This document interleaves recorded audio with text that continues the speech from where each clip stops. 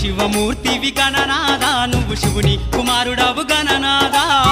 శివమూర్తివి గణనాదా నువ్వు శివుని కుమారుడవు గణనాదా గణగణ గంటల్ల గణనాదా నువ్వు గుణగుణ రావయ్య గణనాదా శివమూర్తివి గణనాదా నువ్వు శివుని కుమారుడవు గణనాదా శివమూర్తివి గణనాదా నువ్వు శివుని కుమారుడవు గణనాదా